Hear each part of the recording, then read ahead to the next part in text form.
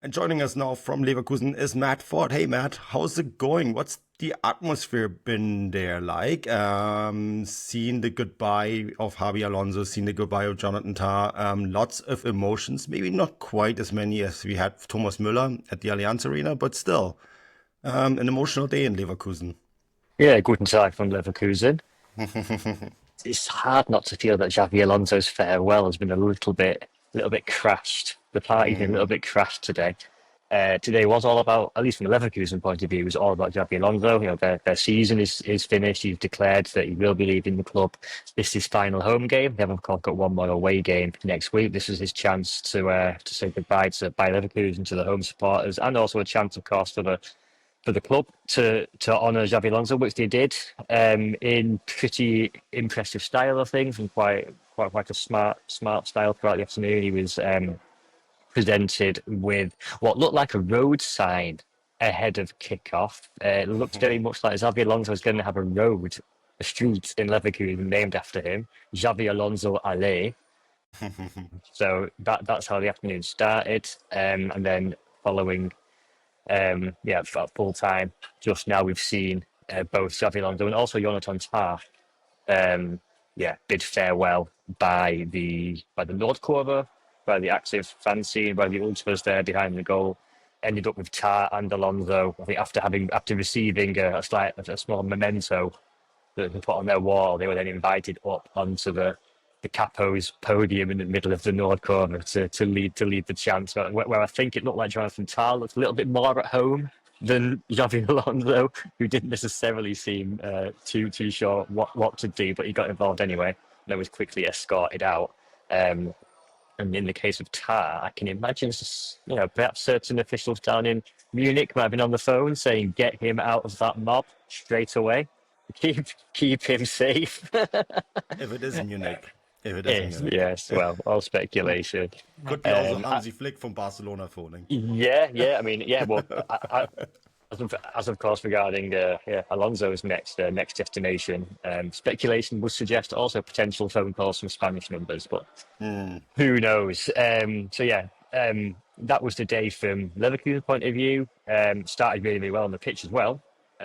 Started out sort of like an absolute firework. For the first 15, 20 minutes, 25 minutes even, it looked very much like the Leverkusen of old.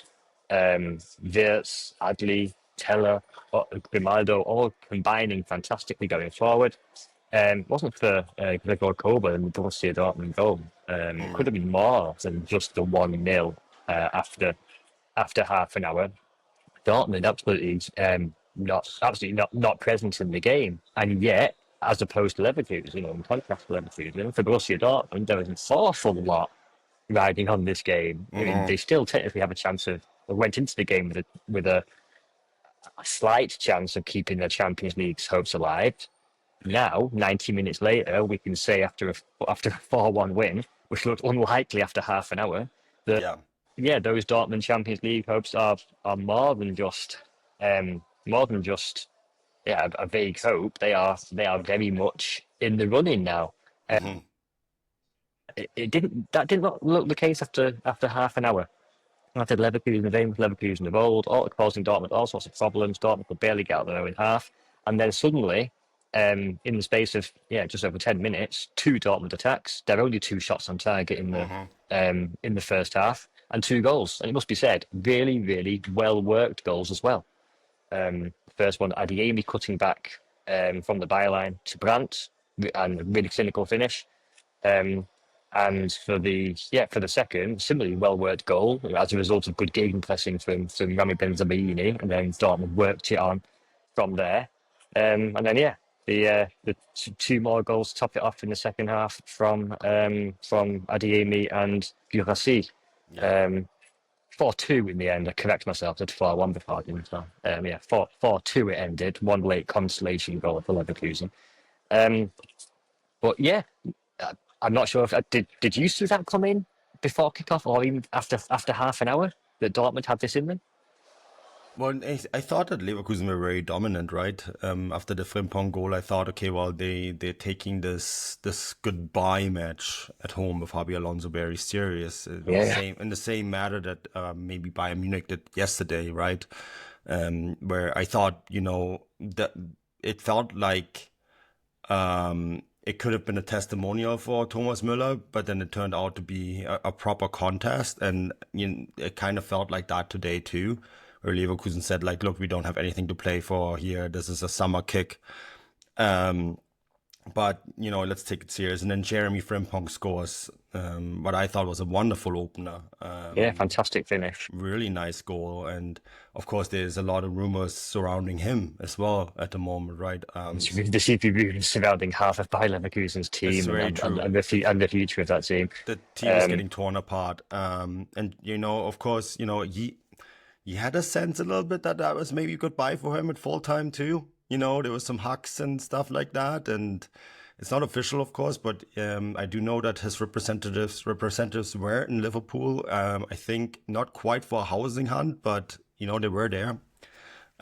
So it did feel like a little bit, and so he put in a performance, and then it so quickly fell apart. And as you said, I was a little baffled by it too, because Dortmund didn't really put in that great of an effort until they started scoring the goals. And then, the two goals in the second half, Adeyemi, Guirassy, I thought it was so clinical. And it really kind of encapsulates both their respective forms. Both have been really, really good at the last few weeks, right? And so, yeah, I was really impressed by how clinical they were. But I also thought when Guirassy made it 4-1 that it was a bit high, the result. Perhaps, but then again, I wonder if that sort of scoreline is not as surprising as it perhaps would have been a few months Yeah, ago. If you look at Borussia Dortmund's recent yeah. fixtures, Niko Kovac has got them playing. They've really hit a rhythm. They've got a really good variation in goal scoring. There's 4 different goal scorers today. Obviously, last week it was 4 goals, also 4 goals against Wolfsburg Yeah. last week. That was Guirassy and Adeyemi, 2 each, I think, wasn't it? And the 2 games before that, you've got 3 against Hoffenheim, 3 against Borussia Mönchengladbach. They put 3 past Barcelona Yeah. the last time we spoke. So any suggestion that, and I include myself in this, admittedly, any Yeah. suggestion that in bringing in Niko Kovac, Me too. Dortmund were bringing in a Yeah. conservative, safe, quite unspectacular coach, well, you've very much proven it wrong. I've counted up before. I think I'm right in saying if my maths was right. I think since the start of April, it's 20 Bundesliga goals now. Plus those 3 against And I think they Barcelona. first together with Bayern Munich in the standings in hmm the Niko Yeah. Kovac table. hmm And yeah, I eat my own And words. some, I was and like wrong. I said, 4 extremely good goals as well. So Yeah. it really well worked. And as much as the 2 goals in the first half were very much against the run of play, you got the impression that actually there was in the second half slightly less so. I mean, yeah, hmm Leverkusen were still a slightly more dominant team. Interesting to see a Niko Kovac team play such clinical counter-attacking football. It's not a side to his teams that I've really seen before in his previous positions. Yeah, But though there is one parallel. The yeah, Frankfurt team. that's fair. Yeah, that's a good point. Yeah, and His original yeah, Frankfurt team played like this, and there's actually an interesting comparison there with the players that he had at his disposal there. That was the hmm famous Buffelhelder, yep. wasn't it? The buffalo herd. And I And thought yeah, that and you compare today. that to the likes of Adeyemi hmm and Guirassy, Brandt to a slightly lesser extent. Gittins to a lesser extent didn't play today. And I think probably Dortmund would probably be all the Bayer, better for it. Maxi Yeah, Bayer. Maxi Bayer as well. Actually, when So you they have look got at options there. Guirassy, Bayer, and Adeyemi, Mm. that could also be Rebic, Haller, and what was the third? And Lukic, Jovic, Jovic. Thank you, Luka Jovic. Luka Yeah, Jovic. yeah. That's not too far fetched. Interesting. Yes, I think it's an interesting point. One player, actually, no, 2 players I want to highlight from a Borussia Dortmund perspective today, though. Daniel Svensson, at left Yeah, back, who I thought was outstanding once again. He's been getting better game by game since he joined. It's no wonder that it's looking like he's going to be given or offered a full contract. They're going to oh make yeah, that loan deal permanent. I think that's a fantastic move. His work rate's fantastic. He offers a great outlet down the left. His final ball could potentially be a little bit better today. I think there was one moment in the first half where he got into a great position but put the ball across the box, and it's just a little bit too far in front of Adeyemi. But yeah, really, really solid effort from him. And another player I want to highlight, and it's a player where I can't personally make up my mind, and maybe I'll have to eat my words a little bit. But Rami Benzebaini, um, I I'm not a huge fan of his. Never really have been, to be honest. I think he's been very much a weak link in this Borussia Dortmund team. But I thought today he had one of those games where he wasn't unstoppable today. He had a fantastic performance. Two particular moments. I mean, we mentioned the him winning the ball um, in that sort of gegenpressing moment ahead of the second goal, where he's put a great tackle in, and I can't remember exactly who it was, the Leverkusen player, but he's won the ball in a great position. It's from there that Dortmund worked the ball from left to right in order to score that second. But even before that, I think it would have been at, correct me if I'm wrong, but I think it was at 1-0 or perhaps at 1-1. It must have been at 1-1, where he's put the tackle in the box, which I thought at first glance was a stonewall penalty. I thought he's got absolutely nowhere near the ball there. I think that was at 1-0. There were only 2 minutes between Leverkusen's goal and Dortmund's equaliser, so I have to double check exactly when that was. I think it was actually before you. Or was it before? What was it before the opening goal? Yes, it was. There we go. There we go. So finally got our timeline, our chronology sorted out there. But 19th minute. He puts that tackle in. My first thought was that's a clear penalty. He's gone flying in and got it completely wrong. He's taken the Leverkusen player out and got nowhere near the ball. But no, on second glance, looking at the replays and the referee and the VAR got it completely right. It's actually an extremely well-timed tackle, and he has got his foot on the ball first. So yeah, credit to Rami Ben-Bain today as well. Yeah, no, I think it is really surprising. Well, maybe not surprising. I think the issue that we all have with Niko Kovac is that we don't remember his Frankfurt days where he did do extremely well, and then I think he gets overly associated with a slightly less spectacular Leverkusen. Yeah. Yeah. So so we kind of forgot that he had a good run, and he was a really highly sought after coach and rebuilt Frankfurt, and is one of the foundational pieces of this Frankfurt run that we now see, right? So fair play to him. Let's do a quick outlook as much as we can at this point. Dortmund. Let me get the table up and get my calculator out. Yeah, you really have to, because we're also doing this in the middle of Frankfurt and St. Pauli playing, and Frankfurt currently are down. Now, if it stays like that, then Dortmund probably just need a win on the final match day, because Frankfurt and Freiburg are playing each other, meaning they're taking points from one another, which means if they take points from one another in one form or another, which they have to, right now Dortmund could leapfrog either one of them, right? Yeah, so as it stands. Although, like I said, as we speak, I think it's half time and St. Pauli are 2-1 up. So by the time you listen to this, I would be surprised if St. Pauli were to hold on to that, but we'll see. So if Frankfurt manages a draw, so Frankfurt goes to 57 points, even then Dortmund could still catch them. With a 3-0 win over Holstein Kiel. Ends up beating Frankfurt, right? But of course, also if Frankfurt ends up drawing Freiburg or beating Freiburg and Dortmund win, then Dortmund would leapfrog Freiburg. In other words, even with a draw in that case, given Borussia Dortmund's superior goal difference. So there is in other words, there is a pretty good chance Dortmund with a win could slip into the top four. And it also seems very unlikely now that Mainz could catch Dortmund in that position. It's a 5-goal swing. It's a 5-goal swing, so you'd require Mainz to win by 2 or 3, Dortmund to lose by 2 or 3.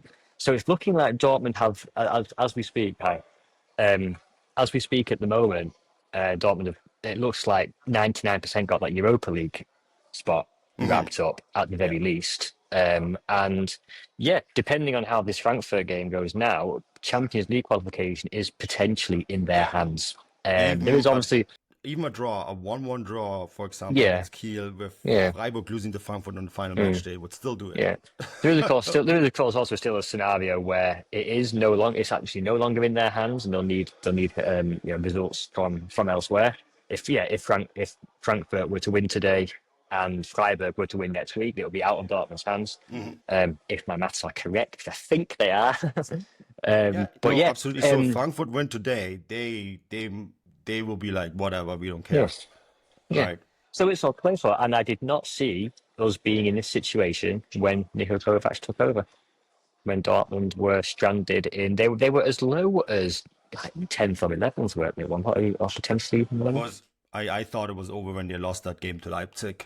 Yeah, yeah, But everyone else in the top 4 or 6 has been yeah, so very inconsistent, yeah, including Leipzig. And so they were the most they were the most consistent team since Niko Kovac has taken over yeah. in the Bundesliga. Absolutely, and that's why I said going back to what we were saying earlier about today's game. Thinking when you look at it superficially, and you look at the dominance that Leverkusen had in terms of possession, in terms of chances. Once again, Gregor Kobel would be another Dortmund player you have to mention. Pulled off 6 or 7 outstanding saves today. Without him, it really could have been a completely different game. So you might think that sort of 4-1 or 4-2 win, sorry, is surprising.